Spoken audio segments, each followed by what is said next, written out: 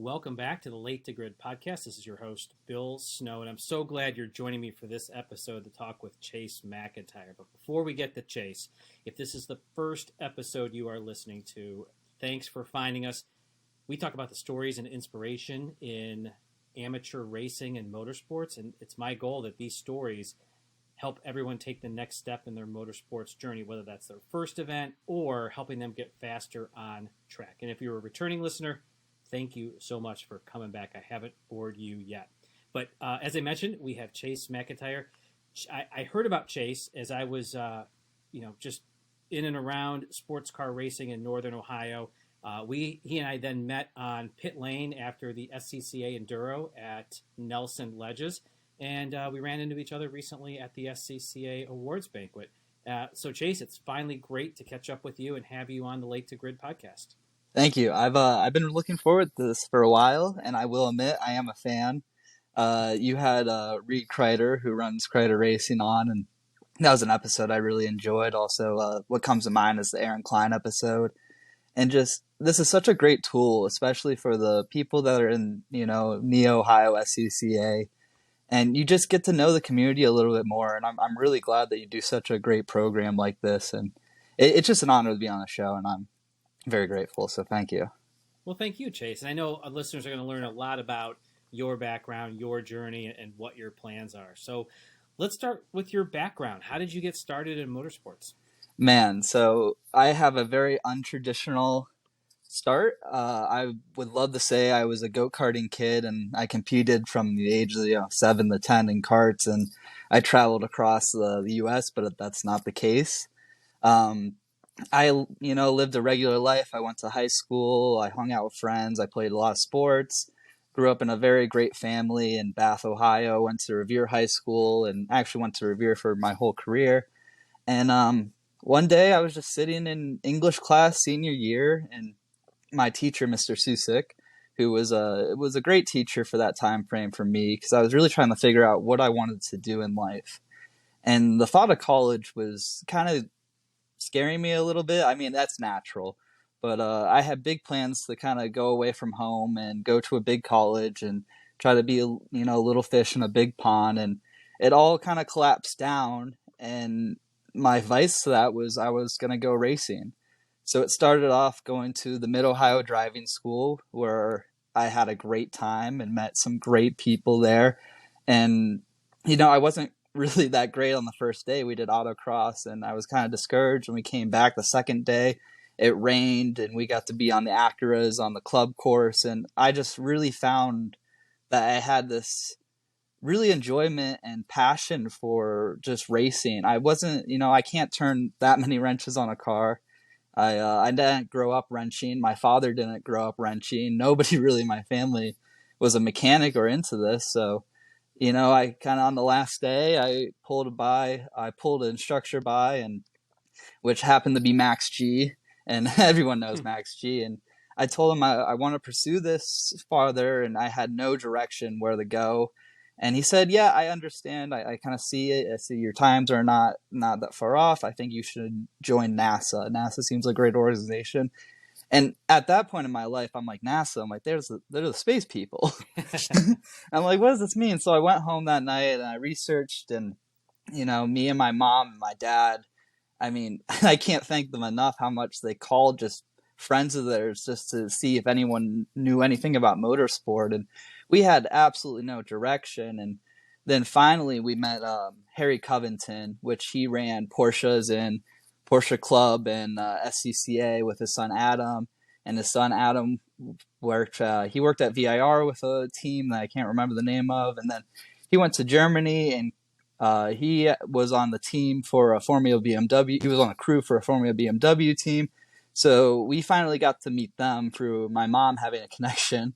And they pointed us they brought a big packet, and we met at Nervous Dog Coffee, and we talked about all the things. And we decided Spec Miata Racing was probably the way to go, that or 944 Racing at that time. We met the Kryders through Harry Covington and Adam, which was a great thing because the Kryders have been so great to the whole experience. And that's just a wealth of information. And they really know the program. So getting in with them, I went up to Nelson's a few times just to do track days to get to know Reed. And we talked it over, and we all decided that Spec Miata was going to be the way to do things. And then we bought the car and went to Sebring. And, well, I went to racing school first at VIR through Kaizen Motorsport. But then we went to Sebring, and I competed in Spec Miata and STL at a regional race. And I got signed off on both. And through the Kryders, I got my full permit. And through there, it was on through the races. That's awesome. So there's a theme that came up there that has come up in other episodes, and it's networking.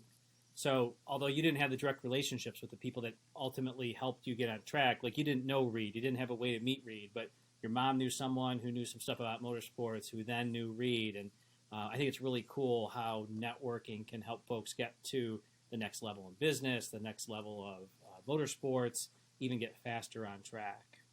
As I learned, you could talk to 5 people at a race and they'll all tell you the same thing. How to move forward in motorsport is networking. I mean, Roger Penske isn't ever going to stand on the sidelines of an SCCA amateur race and scout from there. He's going to hear about someone. Not that I'm ever going to get picked up by Roger Penske, but networking is just such a great tool. And I'll admit, I'm not even the best at it at times, but it has got me to where I am. That and a little bit of talent and luck. But just getting to know people, and that 5 minutes it takes to go shake the hand of the guy at the trailer next to you, that should be encouraged. And we're all racers, we're built of the same things at the end of the day. We all like the same things, so we should be work together, and we should be a network, and we should try to help out other people. And a lot of people do. I'm not trying to say that like they don't, because going into racing, not being from it, I learned it's just a whole big family and a big community. And I think that's why I really, really love it. Besides, the competition and just the passion of driving. But after you take off your suit, I find it hard to get away from Nelson Ledges. I could be tired, but I just want to stand around with guys in a circle and talk about all the mistakes we made, or how our car wasn't going great, or how it was going great, and we just had a small mistake. That the camaraderie is one of the best parts. It really is. I'm glad you brought that up. And for folks that haven't done an event, haven't done a road race or an autocross or a track day, that's exactly what it is. Afterwards, hey, I saw how you were going into turn 3. You might want to try to do this next time. Or I noticed that you hit the brakes. Normally, we're not hitting the brakes at that part of the track. And you're competitors while you have the helmet on. But then when you take it off, you're all friends and you're all trying to accomplish the same thing. And everybody wants to help one another. That's what I love about this sport. It's truly amazing. And one of the best things about being on Kryder Racing is I have 2 amazing Spec Miata guys in Bob McDonald and Brian Bondurant, who are just 2 amazing teammates. And probably the reason why I progressed so fast, that and Justin Hilly, of course, he's been my coach for a lot of this.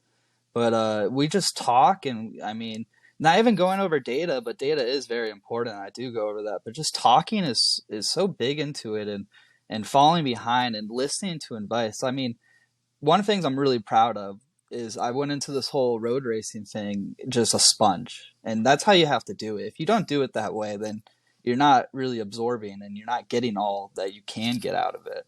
So I've learned so much, and it to real life and just racing. I mean, on both sides of the spectrum, I've learned, and it's really proud of it. That's great. We're going to come back to that data. I wrote that down. We're going to come back to that later in this episode, because I do want to talk a little bit more about that. Did we miss anything about your motorsports background? You want to talk about the karting you did when you were little? I didn't do any karting. Oh, no, you did. You were at the Rink-a-Dink or whatever. Oh, yeah. Rinky-dink. So I guess I did. I mean, I karted very amateur, Rinky-Dink, Route 18. Sadly, not there anymore.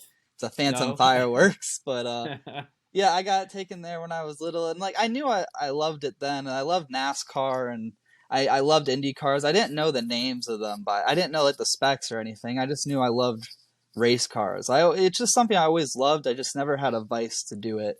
But when I was younger, I always had the need for speed. I always wanted to go fast or control something. That was very appealing to me as a kid. Yeah, well, it sounds like it's something you're able to start living out as well. So let's talk about last season, 2022. Where did you race? What did you do? What did you learn? Oh my gosh, 2022. It's a very emotional season, but not in the bad way. It's just, I think I surprised myself a lot more than I did. We started off at Sebring, and Sebring was just a solid result. It was more just, let's get the rust off.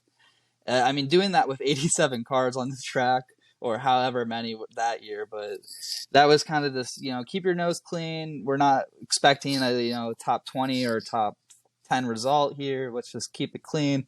And that's mostly just me talking to me, myself like that. That's not even someone telling me that, or my mom. But um, it was just very clean. Then we went up to VIR, which VIR is very important because I knew Runoffs was going to be there 2 times in a row.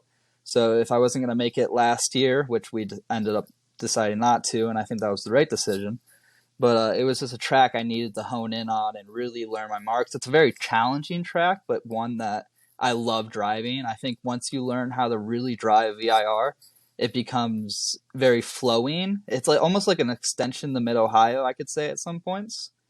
And it's a very rewarding track if you get it right. And you know when you get it right there. That was great. Then we headed over, did some regional stuff, and I got a few victories, a lot of podiums, Nelson Ledges, a few wins, a lot of podiums. Mid-Ohio, I got my first win in Spec Miata there. I only won an STL previous to that, so Spec Miata win was probably one of the highlights of the year, besides overall winning the Neohio Championship, which I did in the end, and that was just... I remember me and my parents counting like all the numbers and seeing like, oh, like how close will it be? And then Nelson, that last race of the year, came down to be like a double points race. And I'm like, well, if anything happens and I just don't finish a race, like if a belt comes off or I go off track or a wheel breaks, because that's happened in the past, like if I just don't finish, like that's a lot of points you're missing out on. Mm-hmm. And then sorry about that. In the test day, I actually went off track a little bit and tapped the wall. And it was just, I was very nervous going that weekend, probably very quiet for the Halloween weekend. It's usually a very fun, laid back weekend, but I was very tense. And Robert Cusero was racing, and he's wickedly fast and just a pure driver and an amazing talent. So I had the battle against him, and it was just, when I crossed the line finally, P2, I'm like, that's enough points. I'm like, I think I finally did it. And it was just so cool to see my parents on the hill, and they had their hands up.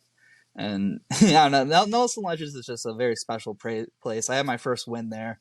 I got that in my first season, and Nelson's a piece of Ohio that a lot of people need to see, especially if you're a racer. I hear about a lot of NASA people saying we need more tracks in Ohio, and I'm like, NASA needs to come to Nelson Ledges. I think it's a good track. Also, I'm very proud. I had the Hard Charger Award at Watkins Glen at the Super Tour, which my first time ever at Watkins Glen, and that track is just beautiful and it's so flowy, just like VIR. I mean, VIR, Mid-Ohio, and Watkins Glen are just some of my favorite tracks in the world, just to drive and go up the hills and the elevation changes. And racing Spec Miata there, it's tough. It's a lot of commitment, a lot of following people, a lot of pushing. So that's probably one of my biggest accomplishments as well. Those 3 things: Watkins Glen Hard Charger on Sunday, win at Mid-Ohio, second place at Mid-Ohio behind Adam Stroop, who is a wickedly fast Spec Miata driver as well. We had a really good battle there, and then winning the championship was the final kind of cherry on top. So. It was a very good year, and I'm hoping to do very similar things this year. But sadly, we're not going to a lot of Super Tour events, so we're gonna have to figure it out. So, did you do any NASA events? I'm actually getting out of NASA. Okay. I started there because they have a great program, which I'm glad you brought up because I wanted to talk about the Team Mazda Challenge program, and I'm glad I found that program. But it was kind of wrong place, wrong time, because the year I got to enter it was kind of the last year I got to be in it, just because of my age. I'm currently 22 years old. I think I was turning 20 or 21 that season. And they do have a cap for that. So it's a great program, to get invited to the shootout and for young talent to kind of progress through and have a ladder system. But it just wasn't like at my age, it wasn't worth doing. And also NASA, I it's just a personal preference thing. Nothing wrong with it, but I do not like to drive on the Toyo tires. I understand they last longer, but once you drive on a Hoosier for a while and you drive on a Toyo, it's hard to go back and forth. And also, the Kryder Racing does mostly SCCA events. They will do NASA events, but everyone's just there for SCCA, so it makes more sense. Got it. Yeah. So do your parents go to all your events? Most of them they do. Yeah. My parents are my most supportive people. I want to say hi, Mom and Dad. They'll probably listen to this. My mom's kind of they will. My mom's kind of my manager. Not to say my dad's not involved with the program, but my mom is very gets on me for emailing people and contacting, and she cleans my suit all the time for me. And I have very two supportive parents, and they do support the program quite a bit, and I'm very lucky for that. That a lot of people don't get that kind of help, and I'm very fortunate. So I just want to, give it back to them, and they see how much I enjoy it, and they see how well I fit into it. So they understand the passion, and they understand it's kind of my life now. I've kind of made it. Everything evolves around racing, and that might sound selfish, but it's kind of how I perceive it, and I'm okay with it, and that's how I just live life, and I'm okay with that now. Yeah. So one last question about 2022, and then we're going to talk about 2023. So first time at Watkins Glen, how did you approach a new track? How did you try to figure out your lines, your braking points? How did you approach that? So that's a great question. And it leads into something else. Sim racing. I'm a huge sim racer, and that's actually another way I got into racing. During COVID, the start of COVID, that's when I started getting into this racing thing, and I talked to my parents, and I thought it'd be a great idea to kind of get a simulator, and it was close to my birthday. So I'm like, I think this will be great. I'm like, I understand that the price isn't great. And it started off just as a Logitech wheel on a desk and pedals, and I played a lot of video games that way. But I'm like, I want to get serious about sim racing because, it's a virtual car. You don't have to repair it. There's no cost in that. You buy it once, and it's great. And sim racing is a great tool, and I really and been hitting it hard with iRacing, Assetto Corsa. I've been trying to go all across the map, and I've competed in the 24 Hours of Daytona on iRacing and the LMP2 team, and I compete in MX5 Cup a lot, NASCAR Truck Series. I try to do it all, and I have a good community of friends who also do it as well. So iRacing is kind of how I address a new track. I also watch all the videos on YouTube, IMSA driver breakdowns or just track modes. I watch Justin Hilly's YouTube channel a lot, and I can't recommend enough.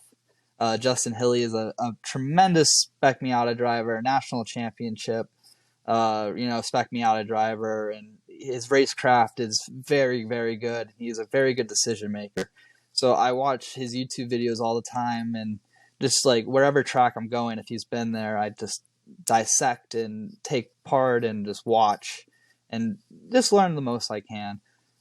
Watkins Glen, I think I kind of went into that one a little too cool. I wasn't very not confident wise, but I think I just thought I had it, and that might have been the some luck or something, but I did do very good that week, and I did learn it. It is a very difficult track, but a lot of it is just pushing the throttle down and just going. Yeah. So that sounds like a great season. So in 2023, how are you going to top all that? That's a good question. I think the biggest goal for this season is to make it to runoffs. I think it's time to kind of go for that goal. Not to win it, obviously. My first year, I don't think anyone goes with that intention.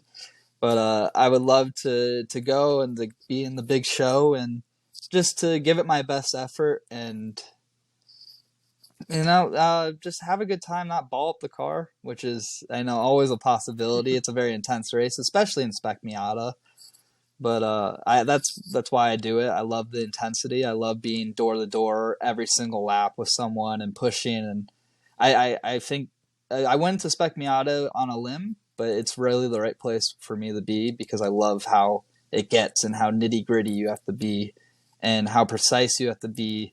So I think runoffs is the ultimate test of how you drive a car. So that's Yeah. the goal. So for folks that don't know, Runoffs is basically the SCCA Championship. For 2023, it's going to be a VIR, right? Yes. Yeah. And so to get there, you have to win or race in some majors, or you can swap out multiple regionals and divisionals, right? Yeah. What's going to be your path to get there, do you think? So actually, me and Matt Miller of Kryder Racing got together yesterday, and we tried to talk about it.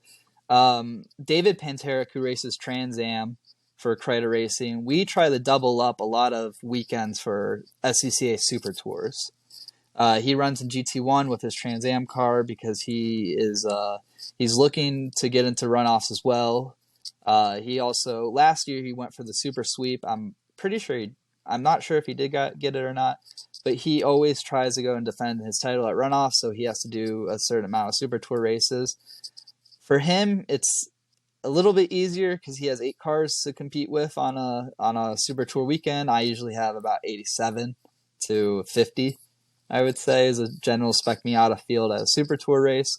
So it's very hard to get in. Also, there's a lot of Spec Miata drivers around the country. Also, a lot of tremendously talented Spec Miata drivers across the country.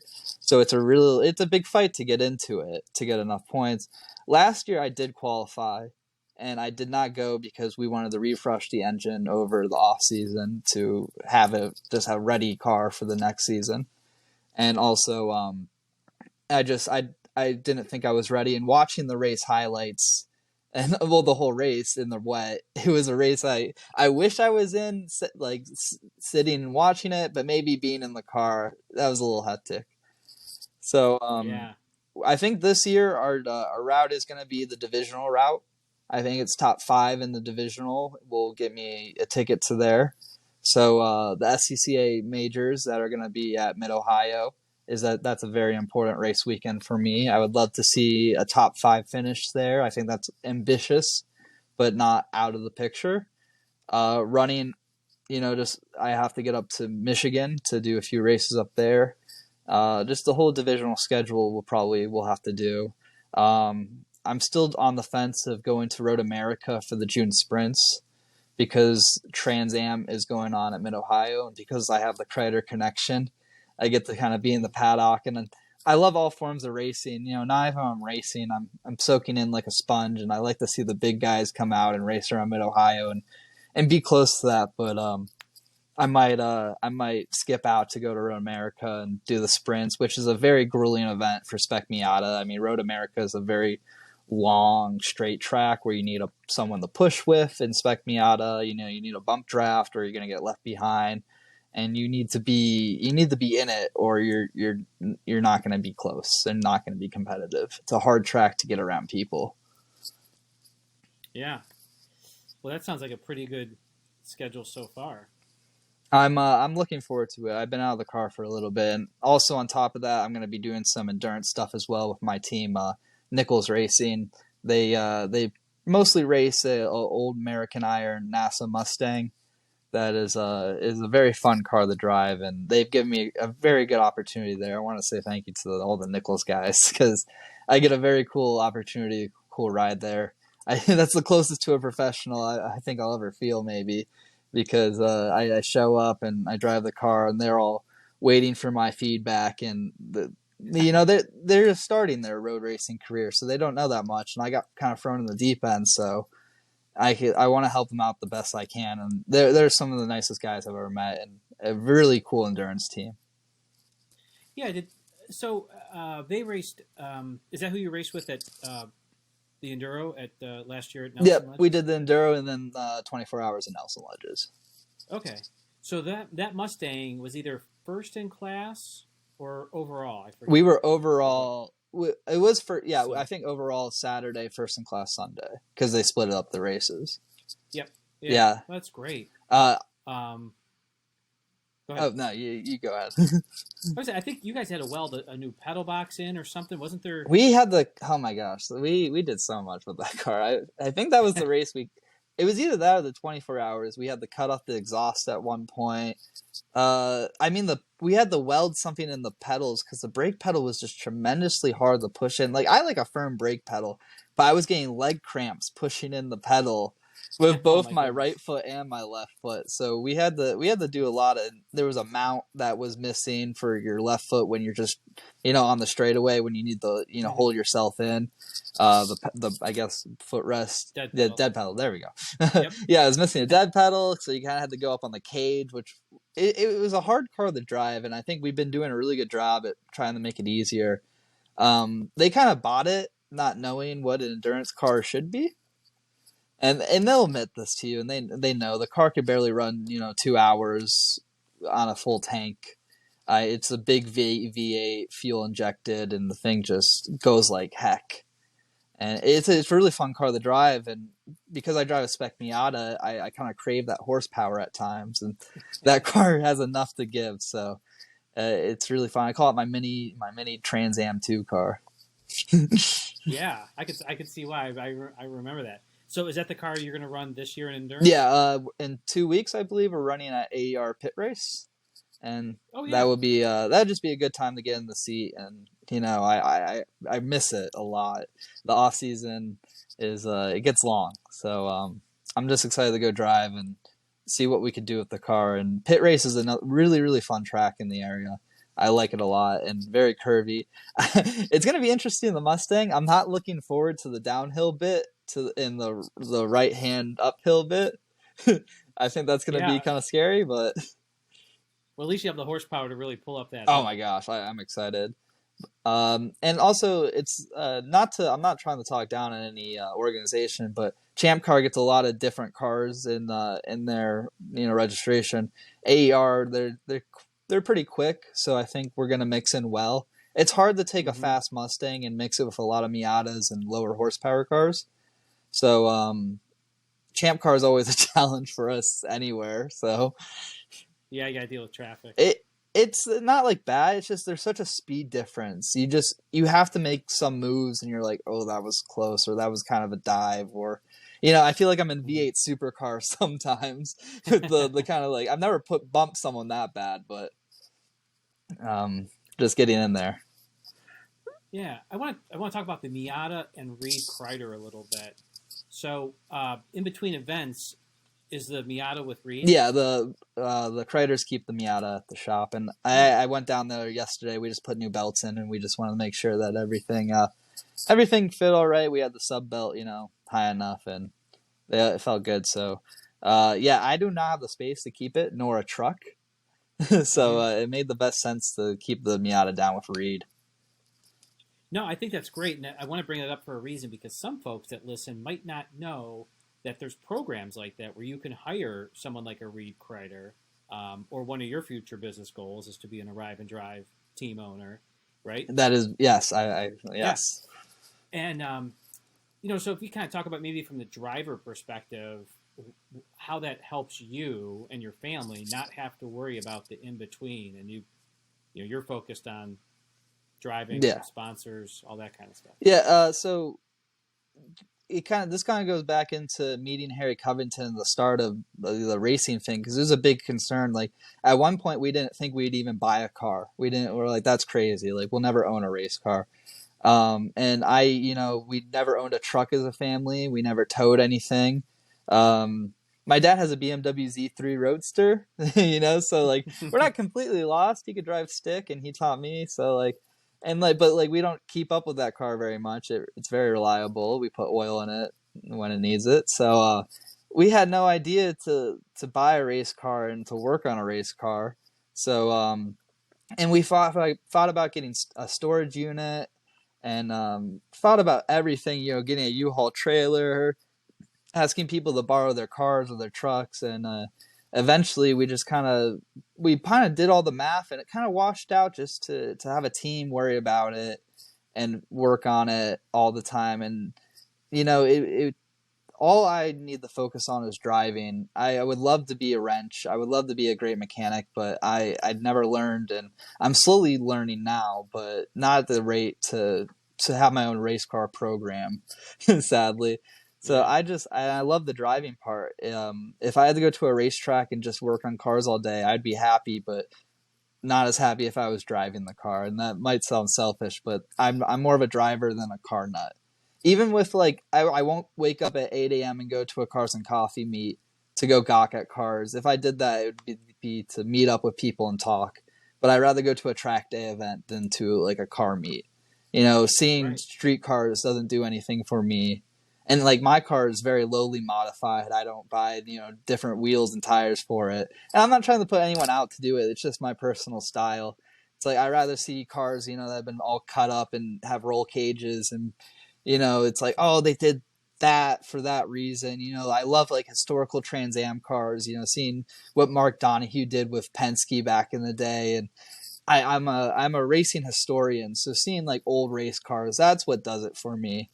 Seeing old Porsche, 944s, or I got to see the Whittington brothers Porsche and all that stuff, and that's what brings me more joy in the racing car. So it's not really wrenching; it's driving and kind of being a nerd about it, historian wise. And trust me, I would love to Yeah. drive those cars too. Oh, no doubt. Have you read The Unfair Advantage by Mark Yep, Donohue? yep. I got recommended that book so many times. And Mark Donohue, he's a hero of mine. Paul Newman, he's a hero of mine. I kind of relate to older racers a little bit. Carroll Shelby is a big role model to me. And he was kind of before, and then the Ford versus Ferrari movie came out, and then everyone got to see it. And I'm like, God, that's what I've been saying. I'm like, this guy was, he did so much. He buys the chili powder he makes the chili powder that I buy, and like, he had his, he had hands in all different sorts of businesses, and he loved racing, and he learned how to make things work. He's a great business guy, a big role model. Yeah, I'm reading The Unfair Advantage now, and I'm amazed, and you can relate since you read it. Just some of the things that they did and tried, and you think, this was back in the '60s and '70s. They didn't have all the crazy equipment and the computers, but man, they knew. And you talk about networking. I mean, there was some of that about how they leverage the guys at GM to give them certain things and try to get that unfair advantage, and try to outsmart the competition. Oh my God, the Porsche brakes is that was more with the Javelin, but that Yeah. always funny to hear about that. My favorite story with Mark Donohue was the big gas tank they brought. They put it like 20 feet up in the air, and just the Yes. gravity fed. And he said just Mark would get in the pits and they would do all the changes, and he'd just hear a big thud and feel the car drop, and it was all the gas just getting siphoned in 30 seconds or less. Yep. And everyone's jaw dropping. Yeah, I wish I could have Yeah. seen Trans Am racing in that heyday. I really wish I could have. That's some cool racing. Yeah, for sure. So let's say you meet someone that says, "Hey, I hear you race cars, and I want to get on track." So what advice would you give to someone that's never been to an autocross, never had their car on track? How should someone like that get started? So I've had a few of these. I've had some questions, and some from my peers and some from not my peers. And it's really hard because sometimes it's a generational thing where like I'm like, oh, you should do a track day. Like you know what you're doing a little bit. Like I'll drive in the car with them on the street. I'm like, this is where your hands should be. But it's hard because they're like, oh, I can't take my Toyota Corolla on track, and it's like my daily driver car. I'm like, oh, can you drive manual? And a lot of answers I hear is no. People just can't drive manual anymore. I'm like, well, if you're gonna rent something, like a race car, or if you're going to rent someone's car or someone's going to let you take it on track, it's probably going to be stick shift manual, That's just how race cars are. And it gets more expensive if you want to drive something with paddle shifters or a sequential. So that's always a hard thing to do. But my advice is, if you love it a lot, you're going to make it work somehow. And I think NASA has a Mendes program with their HPD.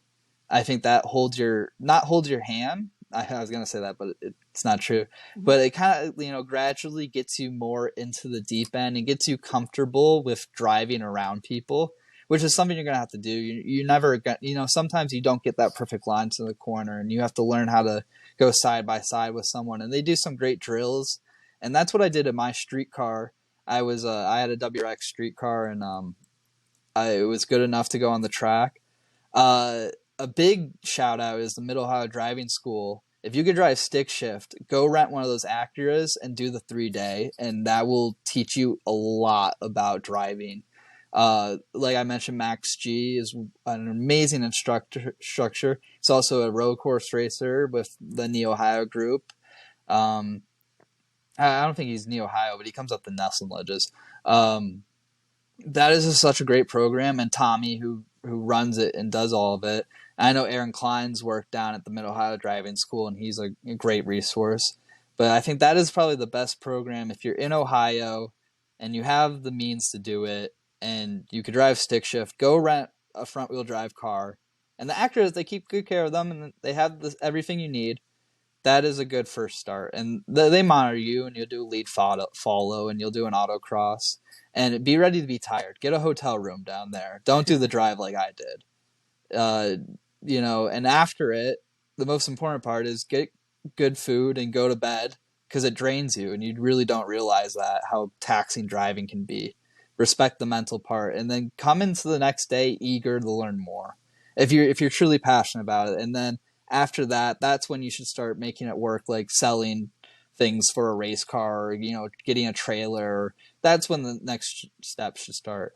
And if that seems like too big of a step, just go to your local, go-kart track. That's a great place to hone in some skill. And it doesn't seem like fantastic or, Formula One, but go into those tracks and learning and getting down your time. That's the same thing we're doing. We're just spending more money and driving race cars around, like in outdoors. But racing could be a lot of different things. And so long story short, I guess. Sorry I rambled there, but that's all great stuff, I'll tell you, for sure. So as you talked a little bit about YouTube and Justin Hilly, from a coaching perspective, where else do you go to learn? Maybe it's to learn something about Spec Miata, or maybe even we could talk about data at this point too. How do you use data? What do you do to get better? So at one point, I was really scared I was about to peak, because it didn't feel like I was really progressing, and I couldn't get into that level of, getting top 5 or top 10 in Spec Miata. Sometimes it was a real struggle, and you could do track walks and all that stuff, but getting down the data and seeing like, oh, I'm really not idle, like I'm not using the full of the car, or I'm not braking as much as you are, or I'm braking too much here, or why is my curve so different? Data doesn't lie. And a big proponent to me kind of getting into the data was Justin Hilly.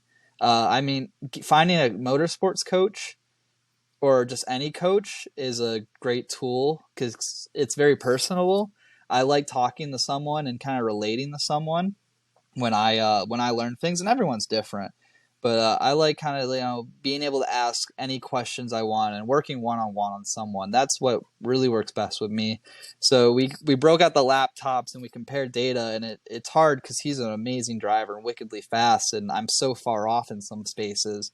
Like I can't even fathom pushing the car. Well, at that point I couldn't fathom pushing the car, but having that trust in the back of your mind, that's a good thing. YouTube, there's so many great resources, especially in the Spec Miata community, just because there's so many of us, of people who put, videos out. Danny Stein always has really good videos out of him driving and on the limit. There's great books that I've read.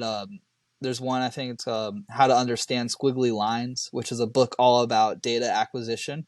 That's a really, because it is important to understand, but for the most part, I think data is overwhelming when you look at it, but it is just squiggly lines at some point. And when you put them up to someone and compare, and I understand that not everyone has an aim system in their car, and it's not easy to do, but if you have an aim system in your car, just compare it with as most people as you can. And don't get discouraged by the curves. Get excited, because that just means you can go faster.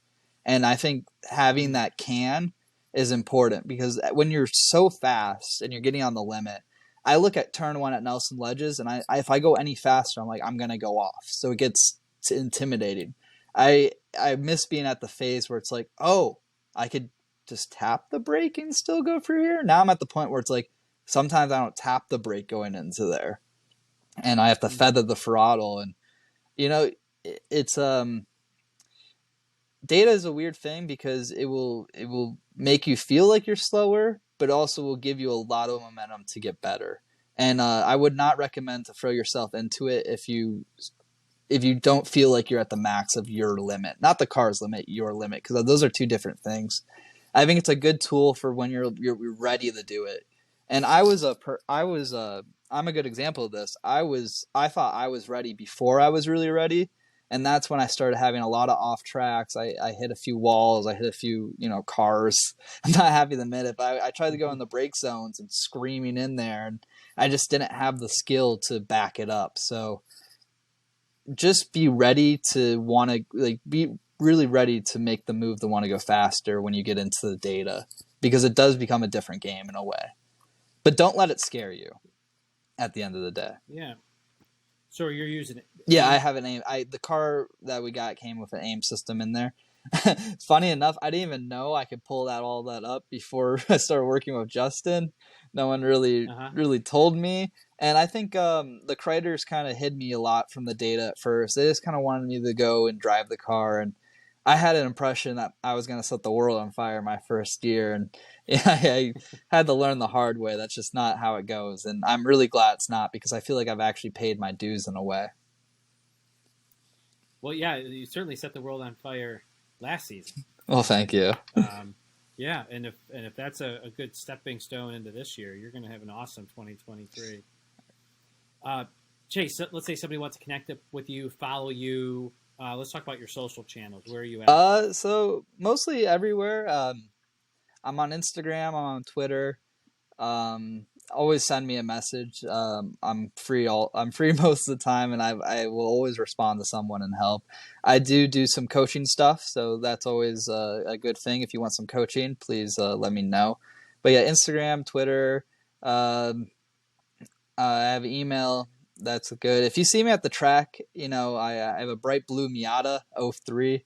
And I love talking to people, especially at the track. If you want to have a 30-minute conversation about brake pads, just come up and talk to me. I'll tell you why CarboTechs are the best.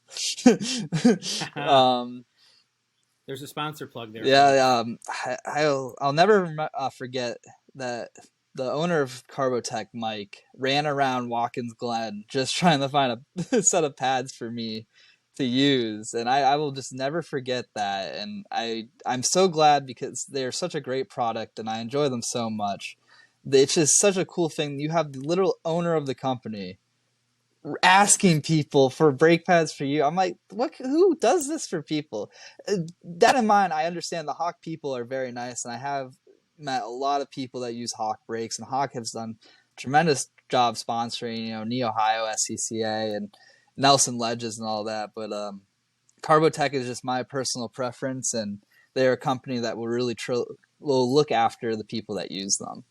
So I'm very brand loyal there. Yeah, Mike's been on the show. I've got CarboTechs on my NB Miata for track days, and you're right.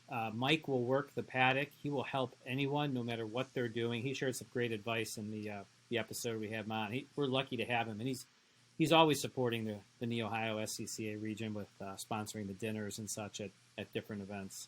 So you're in good company there with Mike and the CarboTech crew. He made me feel like such a cool driver that day. I'm like, someone's looking for brake pads for me, and I almost bought a set of Hawks that day. And I don't want to get into it too much, but Hawks is, braking's a personal preference thing. It took me a long time to learn how to use the brakes properly and to figure out what kind of feel I want.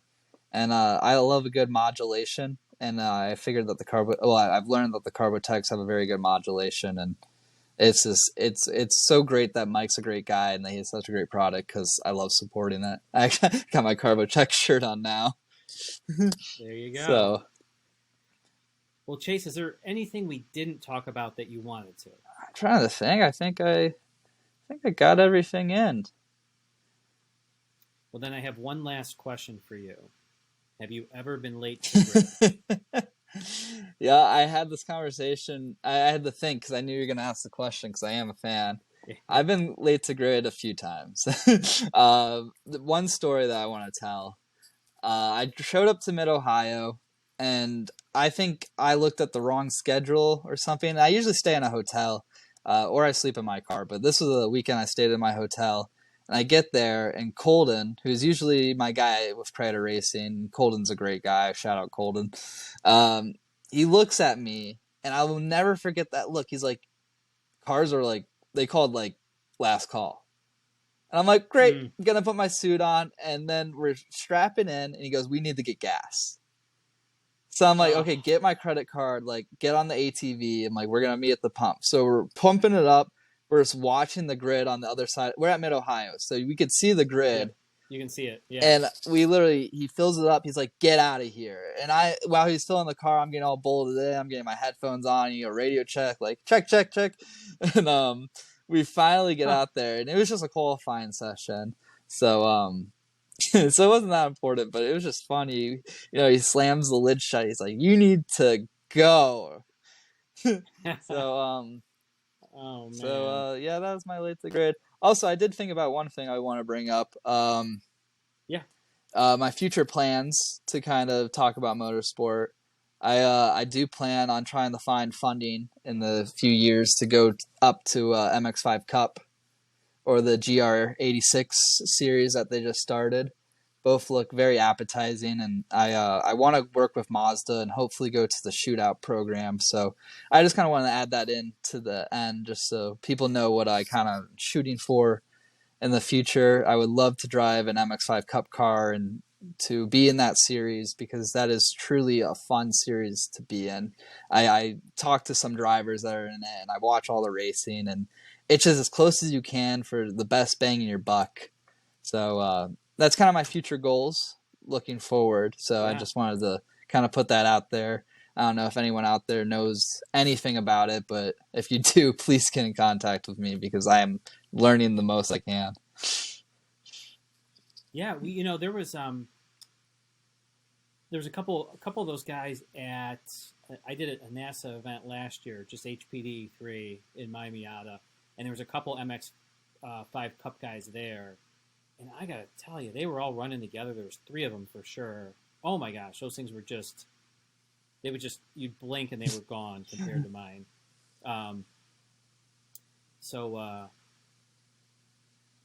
Yeah, I'll have to dig up, because I did meet someone. We were going to have him on the episode or on the podcast. I kind of lost touch with him. I'll see if I can't dig that up. I know Luca Mars. He's been on the podcast a few times. And yeah. I talked to him at Daytona when he had his LMP2 ride. Oh, no, LMP3 ride. Yeah. So we kind of talked about that. And I've talked to some people at Copeland, but if I'm going to do it, it's probably going to be with Kryder Racing. I think we're all confident we could run the program. I guess the biggest part is the funding. And also, I think I have a lot more to prove before I do set foot in an MX5 Cup car. I would like to see to get up closer to the leaders at a Super Tour level in Spec Miata. And just be more, top 5 every time at the, like every regional race, it's getting to that point there. But, I just want to stay progressing. I want to stay hungry. I don't want to plateau. And I don't think I'm close to that. So, it just gives me a great feeling of excitement.